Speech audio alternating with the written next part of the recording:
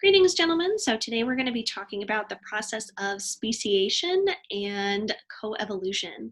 So speciation is just that. It is the formation of a new species. So how do we get to this point? How do we actually form a new species?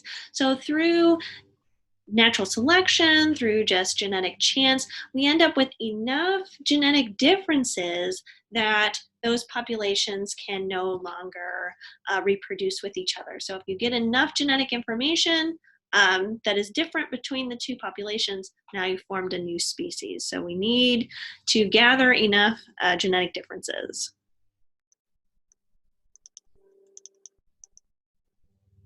Okay, so since we are talking about the process of speciation, maybe we better look at what the heck a species even is. What is our definition? Okay, so here we have a male donkey and a female horse, and we end up with a mule. Now, the mule is not a species. So how do we get a mule? We can only get a mule from a male donkey and a female horse, but a mule itself is sterile. So you cannot mate two mules to get another mule. You have to go back to the original parents of a male donkey and a female horse. Here's another example. So lions, of course, are a species. Tigers, of course, are a species. But if you take a male lion and a female tiger, you get a liger. Yes, not bred for their magical abilities. But just like we saw with our mule, these are sterile. The only way that you can get a new liger is by going back to the male lion and the female tiger. Just a quick side note, the liger can get so massively huge because the size suppression is actually on the opposite sex. So it's on the female lion, it's on the male tiger. So there isn't anything that actually suppresses the size. So these ligers can get enormous. You can actually go the other way. You can have a female lion and a male tiger, and that's called a tigon. And so they have the same size as the tiger and lion. Uh-oh, what do we have here? So we have a human, we have a chimpanzee, and Oh, I'm just kidding. This is not a humanzee. This is not a humanzee. This is a chimpanzee, which was found in the 60s. His name was Oliver. And if you notice, he preferred to walk upright, didn't have a whole lot of facial hair, did some other human-like characteristics. So it was kind of thought for a while that he was a humanzee, a combination of a human and a chimp, but turns out no, it was just a very rare population of chimpanzees that were in mountain areas, and so they all tended to walk upright. So just a very small population there. So no, not a humanzee. But what would that mean? What would that mean if we were able to interbreed with another species and form an offspring? So that brings us to our definition of a species itself. So our species has to be able to interbreed, and those offspring have to be viable, meaning that they can also produce offspring.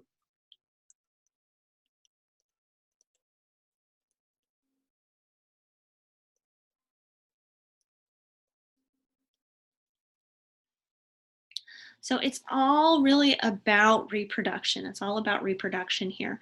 So if we are trying to get a population to break into two different species, we're going to have to stop this ability to interbreed.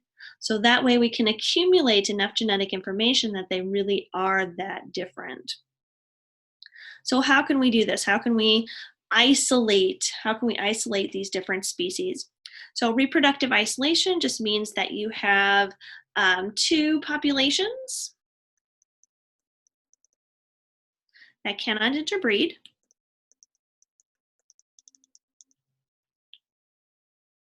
To produce viable offspring. Again, viable meaning that they can also produce their own offspring.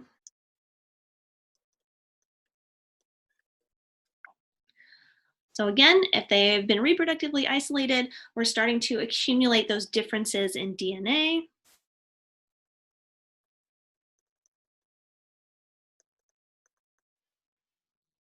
Through a lack of mixing. And so they are going to be responding to natural selection in different ways.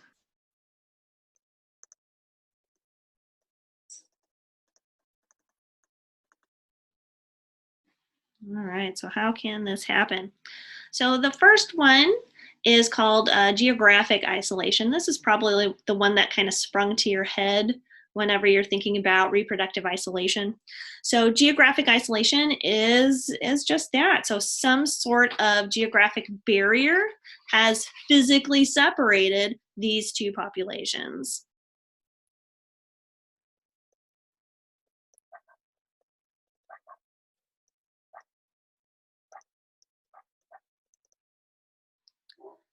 So this could be the moving of a river. We have here a mountainside. So we have this guy on this mountainside, this guy on that mountainside, and they just are simply never going to come into contact with each other to have the ability to interbreed.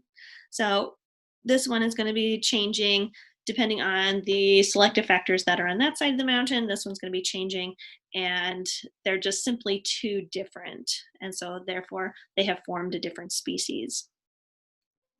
Next up, we have behavioral isolation. So in behavioral isolation, they are in the same area. So it's not a physical separation, it's not geographic isolation, but it is an isolation based on a behavior. So it's some sort of ritual or courtship that is totally different. So they could interbreed because they're in the same spot, but they can't because their courtship rituals are different.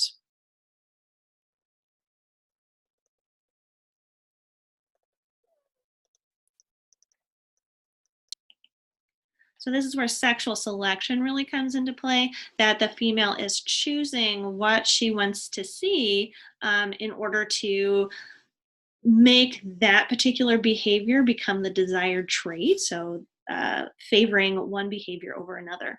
So for example, we have here this female, who do I choose? So this one sings, this male sings really well, this one has the bright color, but she doesn't really care about color. That doesn't do anything to her, but likes the singing. So that's the one that she's going to mate with. So even though this guy over here has some beautiful coloration, through sexual selection, she's never going to choose that. She's always going to choose the one that sings. So they're not separated based on their geography, they're separated based upon this behavior that they are doing. And then last up, we have temporal isolation. So in temporal isolation, like with behavioral isolation, they're in the same area. So it's not a geographic distribution here. They're in the same area, so they could potentially interbreed, but something is holding them back. And in this case, it's time.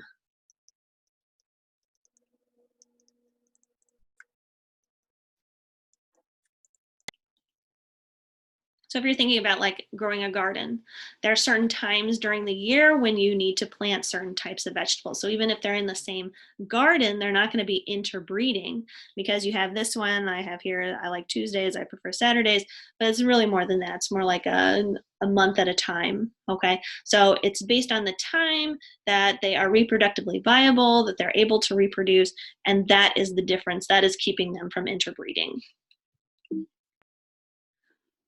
Okay, so let's see what happened in terms of our Galapagos finches from Darwin's voyage. So we have one population that has reached the Galapagos Islands. So as we saw with our study on genetic drift, this is the founder effect.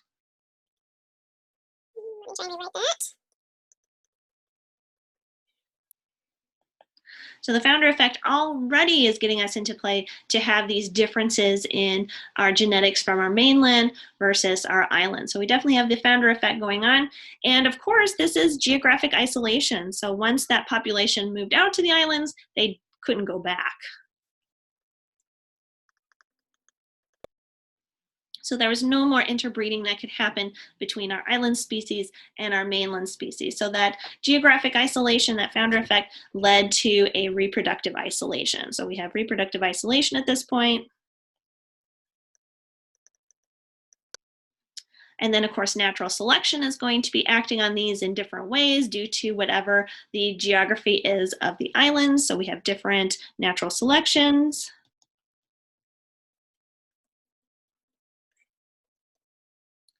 And then this whole thing just keeps repeating and repeating and repeating. So the question is, could humans actually separate into different species? Could we undergo a speciation event? And perhaps at one point we could have, but because of our advances in technology and in travel, interbreeding happens all the time. So we're simply not going to have that separation enough. Okay, switching gears a little bit to coevolution. So now that we have different kinds of species, how do these things work together? So we have a little article here. Newt kills man. The rough-skinned newt of the Pacific Northwest produces more than enough tetrodotoxin to kill an adult human, and some Native Americans of the Pacific Northwest use the toxin to poison their enemies. More recently, a 29-year-old man in Coos Bay, Oregon, who had been drinking heavily, swallowed a rough-skinned newt for a dare, and he died. So why in the world would this tiny little lizard-ish thing, okay, it's a newt, so it's actually an amphibian with rough skin, why would that have enough toxin to kill a human? Well, what they looked at later on is that there is a snake. And the main predator is just this little garden snake, so it's not like a huge snake. But this snake is resistant to this newt toxin. So the snake is resistant to the toxin. So what the heck happened here? So we have our newts, and they have a bunch of variation, right? So they have variation. So we have highly toxic, and then we have less toxic over here, right? So we've seen that before. So what would be happening is our snake would come in, okay, and wouldn't be able to eat the toxic ones. He'd only eat these ones here. So all of these get wiped out, and so that causes the entire population to become more toxic, which of course is going to wipe out a bunch of our snakes, right? So for our snakes here, we have resistance curves, so resistant, and then less resistant. So now that these guys have become more toxic, all of these snakes, they're going to be wiped out because they're not going to have a food source. So we're going to be left with the most resistant snakes, which of course means that we have more toxic newts. And so this process is just going to keep going over and over and over again until if you looked at the population, if you looked at both populations at the same time, okay, you'd see the increase in toxicity. So increase in T would cause our newt population to go up, but then it would cause our snake population to go down, right? And then once we had an increase in, once we were killing off the least resistant snakes, our resistance would go up. So resistance goes up, which means that we can make more snakes. And if we have more snakes, now they are eating more newts, so my newt population starts to fall, which of course means that the ones that are the most toxic from that bunch, which is a level higher than what we had before, they are going to be left to breed. So then the toxicity is going to go up, which means my snakes can't eat it, so their population is going to go down, while my newt population is going to go back up. And you can see then that that is going to allow for, again, my least resistant snakes to die off, leaving only my most resistant snakes. So the total resistance for the whole population is going to go up. So we get this back and forth of these two particular species.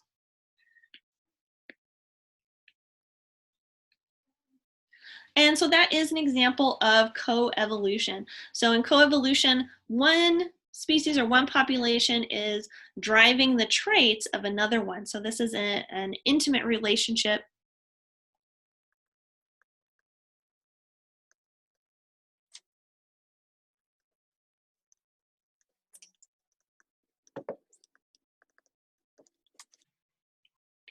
And so this happens all the time. It's not just a predator-prey relationship, but that is certainly one where you see it a lot. And so we're actually going to be looking at a coevolution example tomorrow. All right, so I hope that makes sense and have a great day.